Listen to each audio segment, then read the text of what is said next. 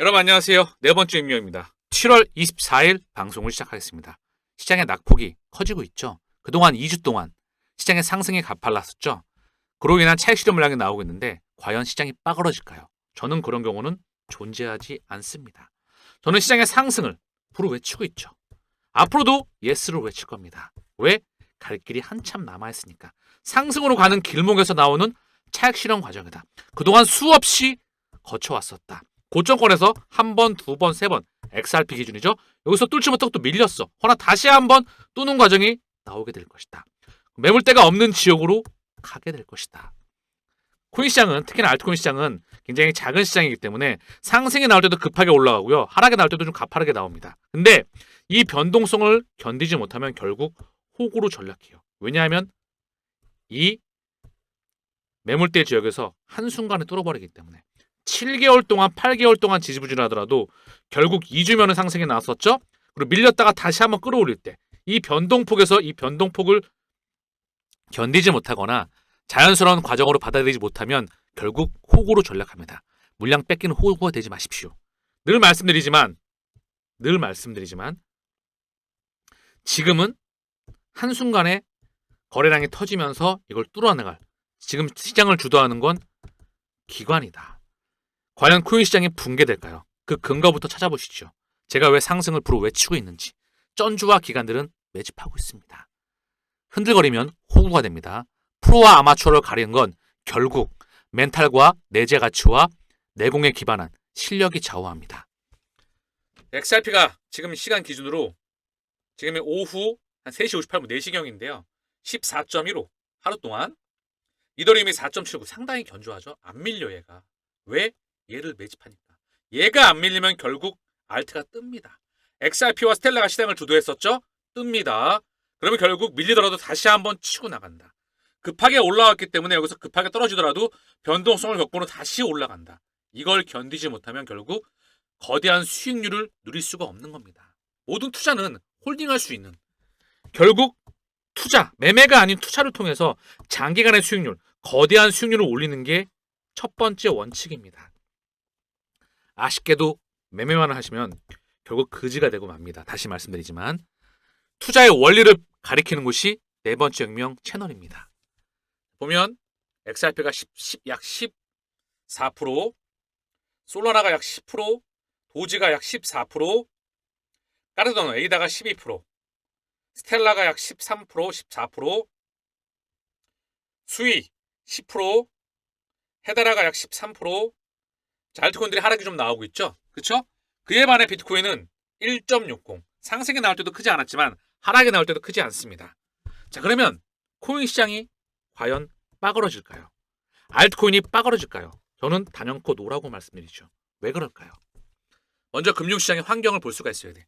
코인 시장만 보면, 자, 코인 시장만을 보고 시장을 판단하면 진짜 프로가 아닙니다. 아마추어랑 똑같아요.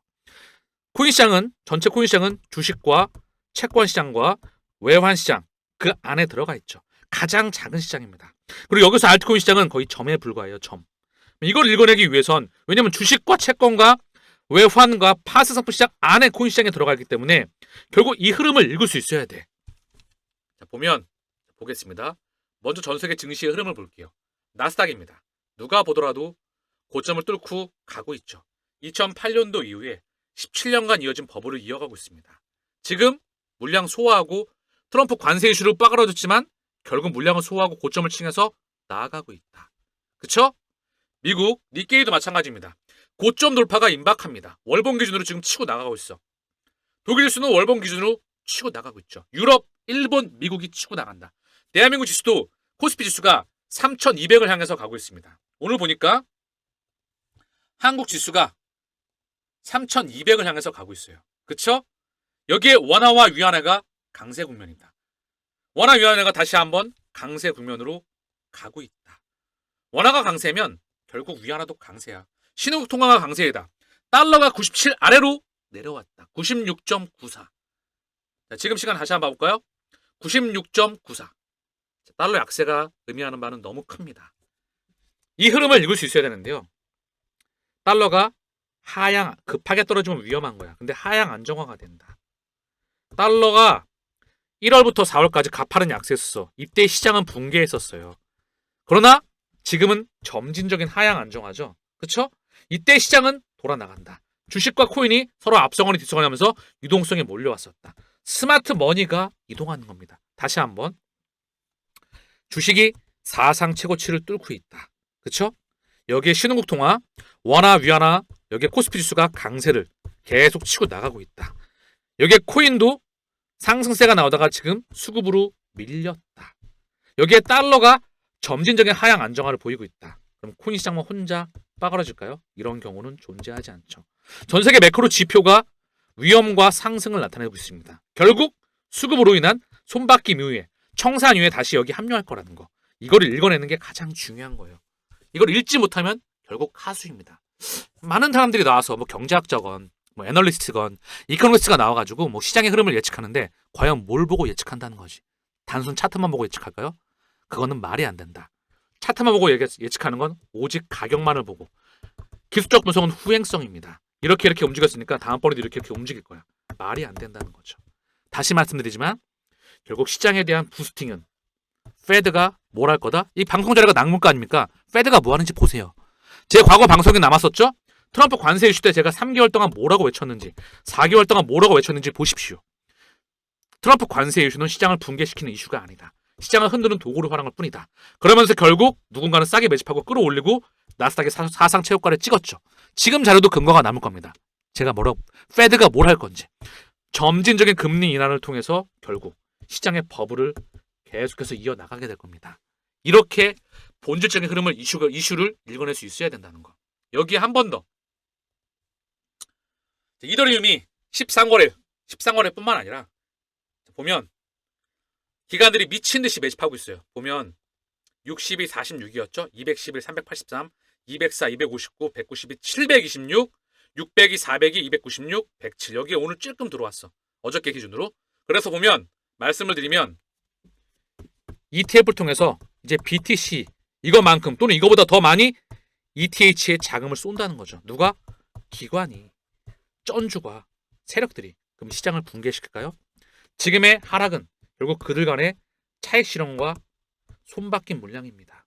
이거를 견디지 못하고 쫄아가지고 팔면 결국 그들의 전략에 휘말리게 되는 거겠죠. 물량 뺏기는 호구가 되지 마십시오. 그들처럼 지금은 싸게 매집할 수 있는 구간은 지났어. 이미 제가 재작년에 속칭 빤스까지 매집하더라면 XRP를 500원, 600원, 700원에서 몇 년 동안 지금은 빤스까지 매집해야 될 구간이다. 이 말을 강조했었죠. 이미 빤스까지 매집할 시간은 지났어. 지금은 그래도 비싸게 매집할 수 있는 시기는 주고 있다. 좀 밀렸으니까 또 여유자금 있으면 매집, 없으면 그냥 홀딩하면 됩니다. 강력 홀딩 아니면 직진하십시오. 그 깡이 없으면 결국 깡인 실력에서 나온다.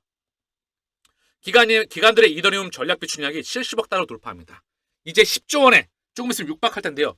그럼 누가 비축할까요? 누가 비축하고 있을까요? 트럼프의 월드 리버티, 블랙락 피델리티, 샤프링크, 뒤에 조셉 루빈 있죠? 조셉 루빈 뒤에 컨센서스 뒤에 바로 달러의 주인장이 있습니다. 아크 인베스먼트, 뒤에 캐시우드.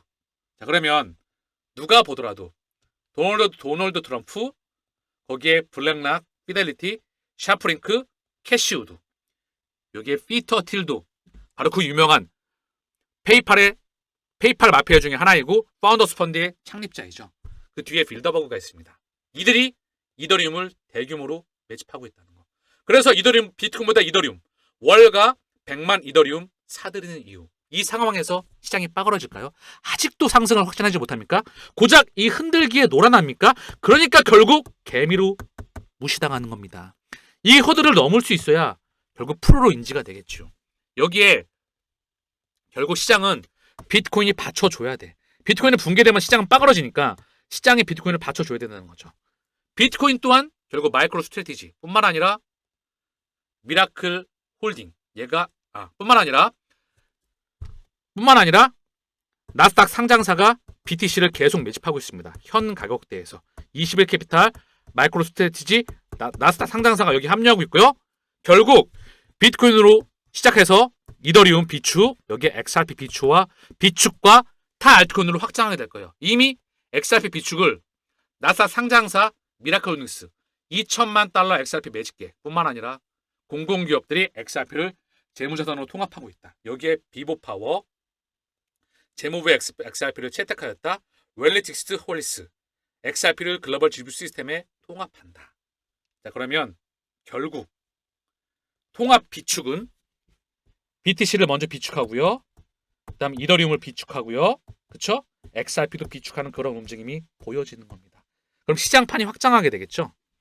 여러분들은 포트폴리오에 이 코인들을 보유하고 계신가요? 사진들을 하나씩 보여드릴게요. 그레이스케일 디지털 라지캡 펀드입니다. 이게 ETF로 전환 수정됐다가 다시 반려가 됐는데요. 100% 승인 납니다. 제가 스테이블코인 100% 통과한다고 말씀드렸잖아요. 통과됐죠? 크레디티 가상자산 구조법안 이것도 통과가 됐잖아요. 비트코인, 이더리움, XRP, 솔라나이다. 얘네 100%예요. 얘네가 시장을 끌어올린다.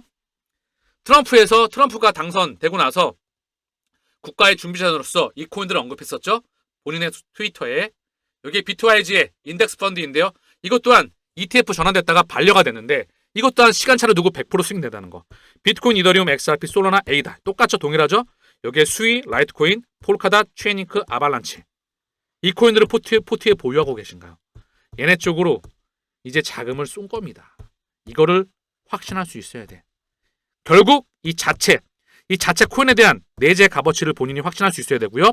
시장의 흐름을 통찰할 수 있어야 됩니다. 이 두 가지를 보기 위해선 단연간의 그런 흐름을 읽을 수 있어야 되겠죠.